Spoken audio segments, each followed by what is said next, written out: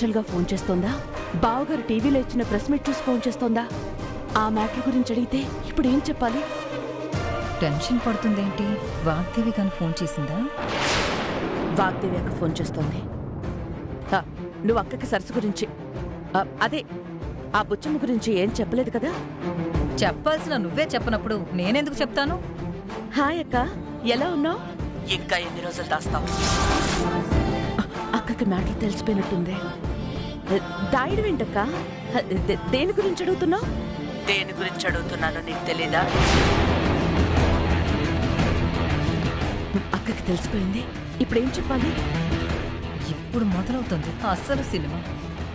ఏం మాట్లాడబెట్టి శాంభవి? అక్క, అది మీ బావగారిని నాకు చూపించకుండా ఇంకెన్ని రోజులు దాస్తావు అని అడుగుతున్నాను. అర్థం కాలేదా? Thank God. బావగారి గురించా? సరస్సు గురించే అనుకున్నాను. ఈ రోజైనా నాకు చూపిస్తావా లేదా? నాకు ఆయన్ని చూడాలనుంది. ఒక్కసారి మీ బావగారిని చూపించు శాంభవి. తప్పకుండా చూపిస్తానక్క. 2 minutesలో నీకు కాల్ చేస్తాను. సరే.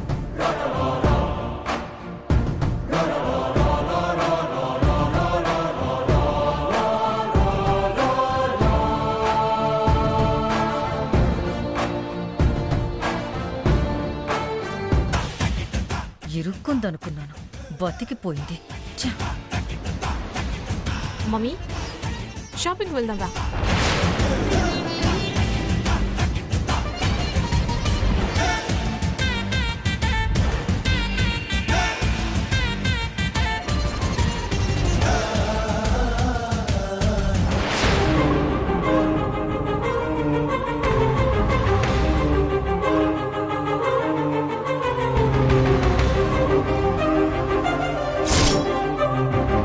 కొంచెమైనా బుద్ధి బుర్రా ఉందా నీకు? దిక్కు ముక్కు లేని ఆ బుచ్చమ్మ పనిదానిగా వచ్చి ఈ ఇంట్లో పాతుకుపోయింది. ఈ ఇంటి కోడలు కావాల్సిన నువ్వు మాత్రం ఏమి పట్టనట్టు షాపింగ్లు షికార్లు అంటూ టైంపాస్ చేస్తున్నావా? ఆ పనిదానికున్న తెలివితేటలు కూడా నీకు లేవా? మొన్నటి వరకు అది మీ మావయ్యకి సేవలు చేస్తుంటే ఆయన స్పృహలో లేడు కదా, మనకెందుకు లేని వదిలేశాం. ఇప్పుడు ఆయన లేచి కూర్చున్నాడు కాబట్టి ఆయనకి కోడలివి కావాలంటే అన్ని పనులు నువ్వే చేస్తున్నట్టు బిల్డప్ ఇవ్వవే మొద్దు మొహందానా. బుచ్చమ్మ ఆయనకి దూరం కావాలంటే నువ్వాయనకి దగ్గర కావాలి. రా.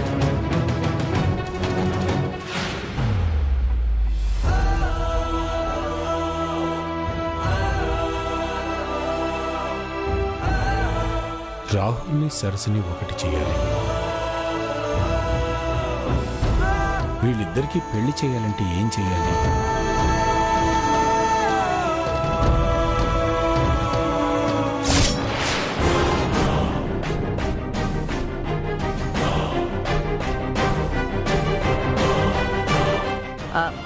డాక్టర్ గారు ఫోన్ చేశారా బావగారు? ఏమన్నారు? అవే మందులు కంటిన్యూ చేయమన్నారు. డాక్టర్ గారు చెప్పింది కరెక్టే. ఆ మందుల వల్లే మీరు కోలుకున్నారు. మందులు గాయాన్ని నయం చేయడానికి మాత్రమే. నేను కోలుకున్నది మాత్రం సరస్సు చేసిన సేవల వల్ల.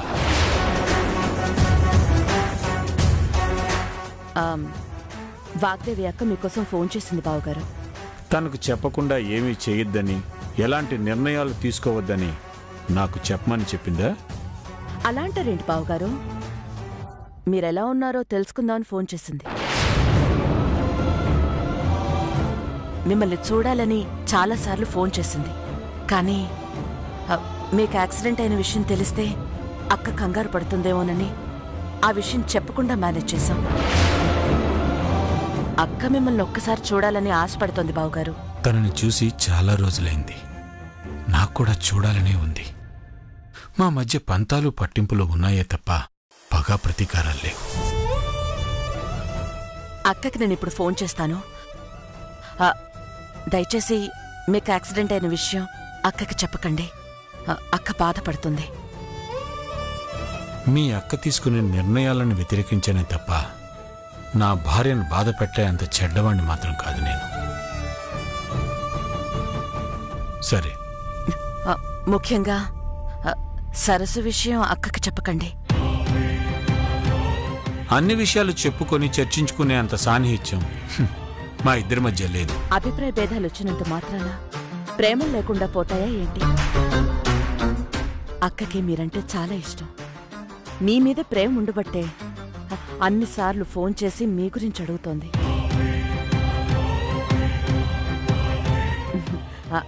అక్కకి ఫోన్ చేస్తాను.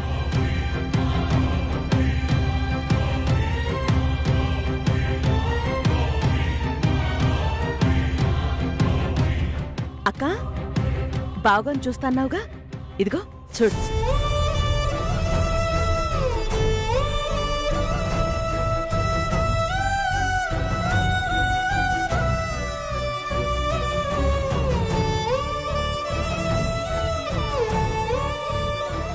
దేశం కాని దేశంలో అక్కడ ఎలా ఉందో ఏంటో తనని కూడా చూడాలనిపిస్తోంది.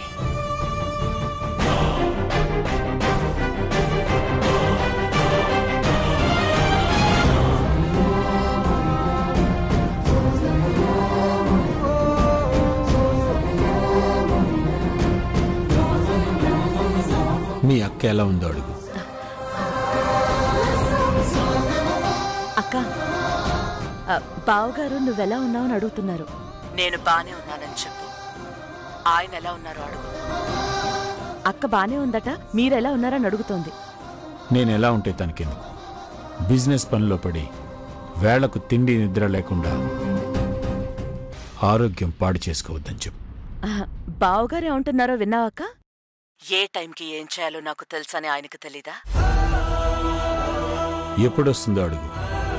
నన్ను చూడాలనుకుంటున్నారేమో. కొద్ది రోజులు దూరం అయ్యేసరికి నా మీద కోపం ప్రేమగా మారిపోయినట్టుంది. ఇక్కడ చాలా ఇంపార్టెంట్ వర్క్స్ ఉన్నాయి. ఎప్పుడొస్తానో చెప్పలేను.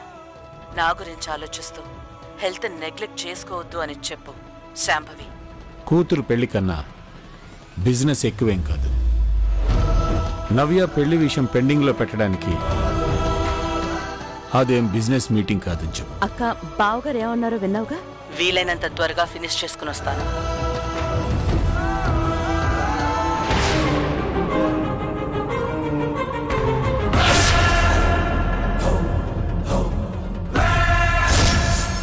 ఆ రోజు బుచ్చమ్మని పంపించేయమని అక్క చాలా సీరియస్గా చెప్పింది. ఇప్పుడు బుచ్చమ్మని గాని చూసిందంటే అక్క కోపడుతుంది. ఇక్కడ ఏం జరిగిందో చెప్పడానికి వెంటనే ప్రయత్నిస్తుంది.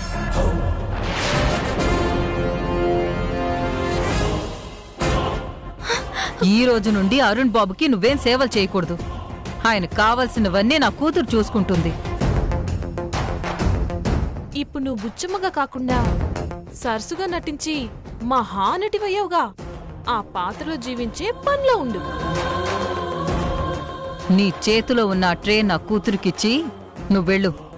ఆ రోజు అరుణ్ బాబు గారి గదిలో దీపం పెట్టి పెద్ద ప్రమాదం జరిగేలా చేశారు. ఇప్పుడు మందులవి వెళ్ళకిస్తే బాబుగారి ప్రాణాలతో చల్లగాటమాడతారు. చెప్పింది వినపడనట్టు అర్థం కానట్టు అలా చూస్తావేంటే? ఇవ్వో. లేదమ్మా, సాంబవి అమ్మగారు అరుణ్ బాబు గారికి దగ్గరుండి అన్ని చూసుకోవడానికి నన్ను ఇక్కడికి తీసుకొచ్చారు. అన్ని నేనే చూసుకుంటా. ఏయ్, చెప్పింది వినకుండా నాకే సమాధానాలు చెప్తావేంటే? ఒళ్ళు కొవ్వెక్కిందా? నోరు లెగుస్తుందంటే నువ్వేం చేయక్కర్లేదని చెప్తుంటే అర్థం కాదా నీకు? ఇవ్వు. అయ్యో, మీరెన్నైనా చెప్పండి. అరుణ్ బాబు గారికి సంబంధించిన పని నాదే. నేను తప్ప ఇంకెవరు చేసినా బాబుగారు ఒప్పుకోరు. శాంభవి, అక్క, తేజ, రాహుల్, నవ్యకి మీ బావగారికి ఏం కావాలో ఆయనకెప్పుడేది అవసరమో దగ్గరుండి చూసుకోమని చెప్పు. అలాగే అక్క. ఏయ్, చెప్పిన మాట వినకుండా నీకింత పొగరేంటే? నాది పొగరి కాదమ్మా, బాధ్యత. నోర్మోయ్, తొక్కలో డైలాగులు చెప్పావంటే నోట్లో గుడ్డ కుక్కి నోరు కుట్టేస్తాను.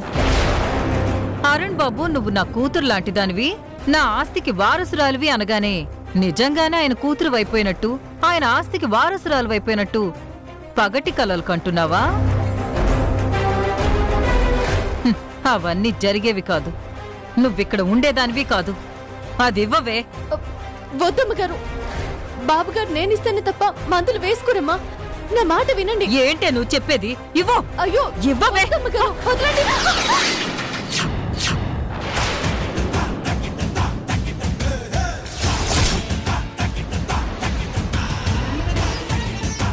ఆ సౌండ్స్ ఏంటి శాంభవి? ఏవో కేకలు కూడా వినిపిస్తున్నాయి. కిందేదో పనివాళ్ళు అయి ఉంటారక్క. పనివాళ్ళు అంత గట్టిగా మాట్లాడటం ఏంటి? బుద్ధి లేదా వాళ్ళకి?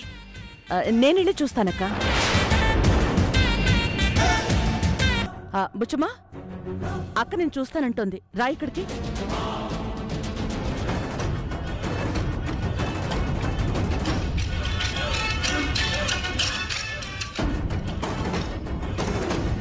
నువ్వొక్క క్షణం కూడా నా ఇంట్లో ఉండడానికి వీల్లేదు, వెళ్ళిపో.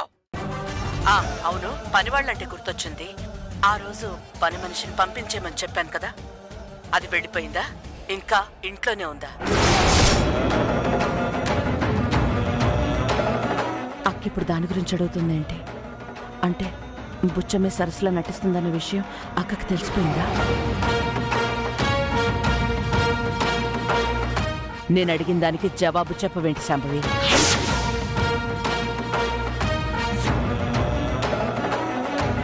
అక్క, నువ్వు చెప్పిన వెంటనే పంపించేశానక్క.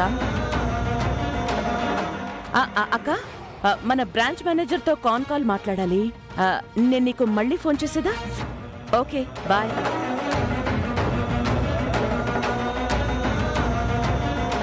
శాంభవి,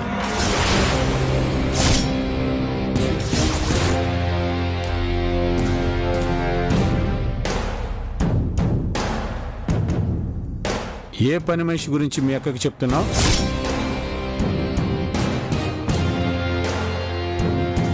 ఫారెన్లో ఉన్న మీ అక్క అంత పర్టికులర్గా ఒక పని మనిషి గురించి అడుగుతుందేంటి? ఎవరా మనిషి? అది ఆ మధ్య ఒక పనమ్మాయి పనిచేస్తానని మన ఇంటికి వచ్చింది బావగారు. పనిలో పెట్టుకోవాలా వద్దా అని ఆ అక్కని అడిగితే వద్దు అని చెప్పింది. అక్క వద్దని చెప్పగానే అవసరం లేదని పంపించేశాను. ఆ విషయం గురించి అడిగింది. మీరు రెస్ట్ తీసుకోండి బావగారు.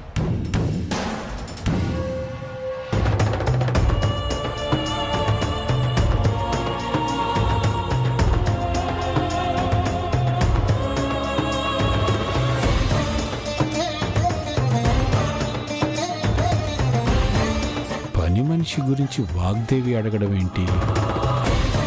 పని మనిషి గురించి వాగ్దేవికి చెప్పడానికి శాంభవి అంత టెన్షన్ పడ్డం దేనికి? ఇలా చేశారేంటమ్మా? అరుణ్ బాబు గారి కోసం మీరేం చేయాలనుకున్నా చేయండి, కానీ బాబు గారికి మందులు వేసే పని మాత్రం నన్నే చేయనివ్వండి. చెప్పేది వినకుండా అదే మాట మళ్ళీ మళ్ళీ చెప్తావేంటే? నువ్వు చెప్పింది మేం వినాలా? మేమేం చెయ్యాలో నువ్వేం చెయ్యాలో చెప్పడానికి నువ్వేమైనా ఇంటికి వారసురాలను అనుకుంటున్నావా? మేం నీ కింద పనిచేసే పనోళ్ళం అనుకుంటున్నావా? నువ్వు మాటలతో చెప్తే వినవే నిన్ను.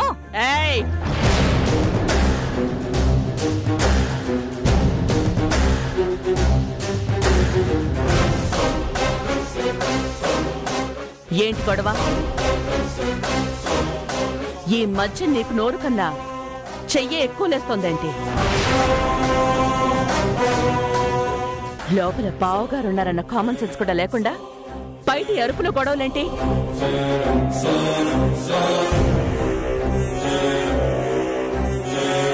ఏంటిదత్తా? ఏం జరిగింది? అరుణ్ బాబు గారికి మాత్రలు పళ్ళరసం. నోర్మోయ్!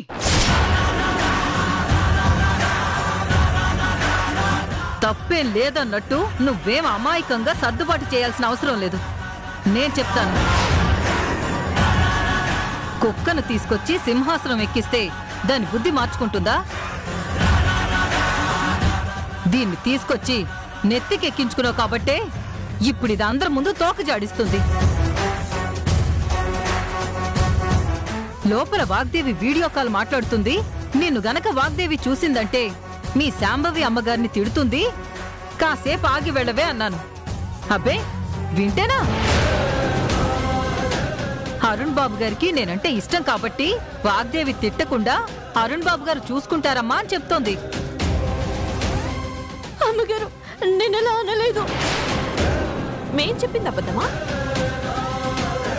నీ గురించి అబద్ధాలు చెప్పడం తప్ప మాకింకేం పని లేదనుకుంటున్నావా? వాగ్దేవి ఆ రోజు దీని ఇంట్లో నుంచి పంపించమని చెప్పింది కాబట్టి మళ్ళీ దీని ఇంట్లో చూస్తే గొడవ చేస్తుందని వెళ్ళొద్దని చెప్పాను. మీరు తిట్లు తినకూడదని మీకు హెల్ప్ చేయాలనుకుంటే తిరిగి మా మీదే అబద్ధాలు చెప్తుంది. నేను అబద్ధం ఎందుకు చెప్తాను అమ్మగారు? శాంభవి నిన్ను సరస్సులో నటించమన్న పాపానికి అరుణ్ బాబు గారిచ్చిన ఆస్తిని వద్దనకుండా తీసుకున్నావు. అన్ని తెలివితేటలున్న నీకు అబద్ధాలాడటం ఒక లెక్క. వాగ్దేవి మేడంకి నువ్వు కనిపించకూడదు, మావయ్య గారికి మందులు జ్యూసు నేనిస్తాను నువ్వు వెళ్ళు అని ట్రే తీసుకున్నాను అత్తయ్య.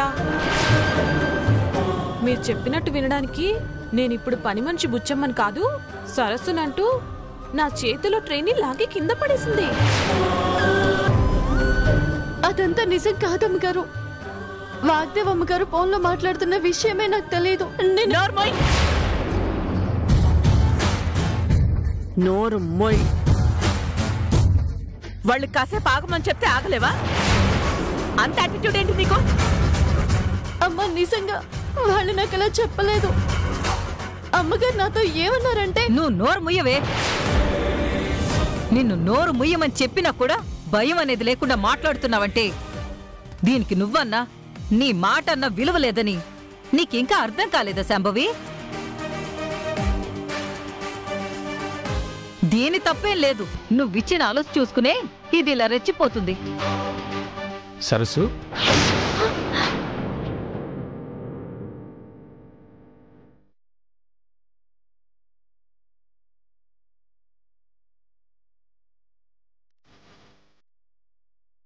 ఈ గొడవలు బావగారికి తెలియకూడదు.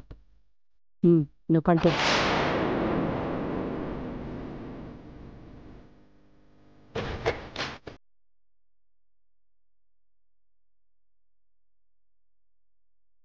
ఏంటిది? మీకు జ్యూస్ మెడిసిన్స్ తెస్తుంటే చేయి తగిలి గ్లాస్ పడిపోయింది. దానికి సరస్సు ఫీల్ అవుతుంది బావగారు. గ్లాస్ పగిలిన దానికి బాధపడతావేంటమ్మా? భలేదాని నువ్వు. రా భోంచేద్దాం. డాక్టర్ గారు అన్ని తినకూడదని చెప్పారు. మీకు వేరే వండుతున్నాను, కాసేపు ఆగండి బాబు గారు. ఎంతసేపైనా కానీ నన్ను బాబుగారు అని కాకుండా మావయ్య అని పిలవమని నీకెన్నిసార్లు చెప్పాలమ్మా? ఈ ఇంటికి కోడలు అయితే తప్ప మావయ్య అని పిలవా?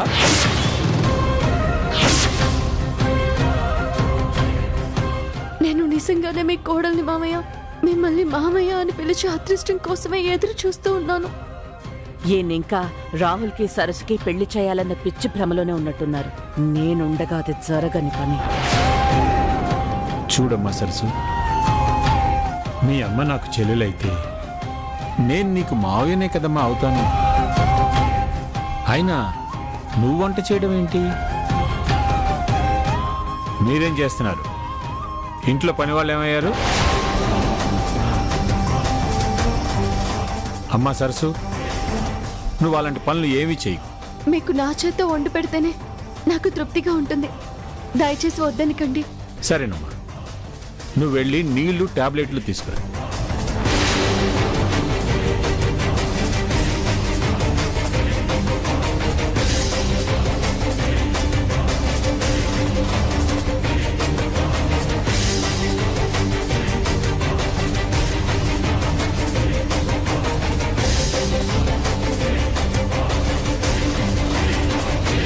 ఒకే ఒక్క సెంటిమెంట్ డైలాగ్తో మీ మావయ్య నోరెత్తకుండా చేసింది చూసావా?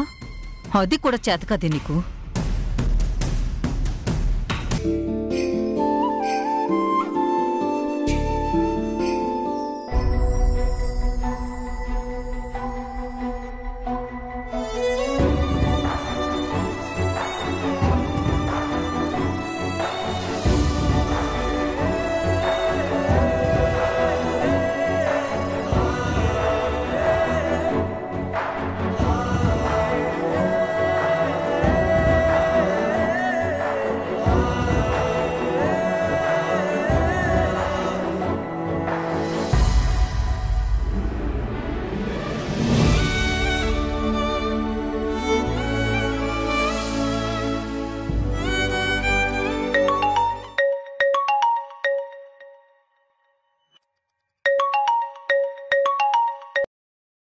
హలో సార్, నేను రామునండి, రిజిస్టర్ ఆఫీస్ నుంచి.